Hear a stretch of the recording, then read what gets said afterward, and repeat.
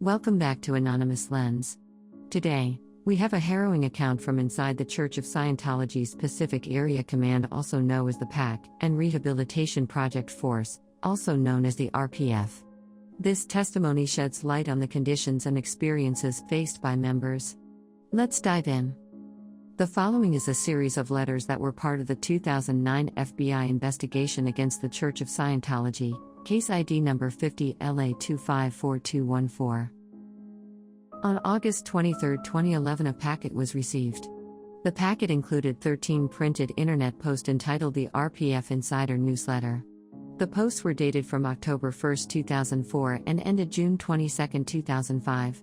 I will be posting one video per letter. This will be the RPF Insider Newsletter number 1, and will be narrated verbatim. In this series of RPF newsletters, you will discover the harrowing, inhumane treatment by Scientology towards their members. Let's get started with letter number 1. Hello everybody out there in the real world. I'm here in the PAC Pacific Area Command RPF Rehabilitation Project Force, and I'm going to tell the world the nightmare we are going through here in the West Wing of Blue PAC building, where we are all being secluded from the world. Come by and look at the windows of the second floor of Catalina Street. You will see white plastic in front of all the windows, so we can't be seen by anybody from the outside. Hopefully I will be allowed to get out of here soon. I have watched several people that managed to blow from the RPF. Blow meaning, leaving without permission, which is a Scientology term. If the person is recovered by the PAC security, they are put into the RPF's RPF. That is a rehabilitation project force to the RPF itself. Talk about being subdued and treated like a rat. The members of the RPF's RPF cannot even talk to other members in the RPF. The punishment for the others in the group when someone blows is horrific. The security is increased from having one buddy watching you all the time, to 2 persons being with you all the time. When you are in the basement painting, or doing some work off the crew lines, and have to go to the bathroom, the other 2 persons have to come with you, and watch you, and each other, waiting outside the can until you are done. Can you imagine how ridiculous that is? You can't even go and take a dump in peace. I have seen others getting a fitness board turned down, in order to get kicked out of the Sea Org.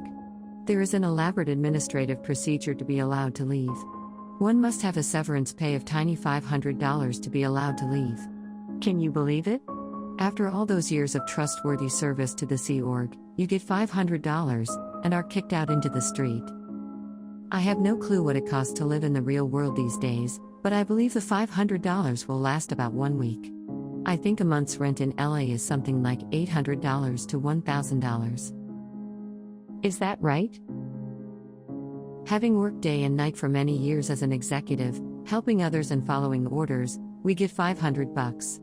And it takes forever, months and months sometimes, before people are allowed to leave. We're told that it's not approved in the FP, yet.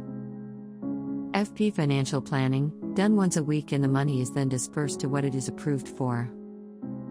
Meanwhile, the guys trying to leave are in the basement like rats, kept away from any staff members, and out of the view of any public, so as to not upset them, or cause interpolation for them.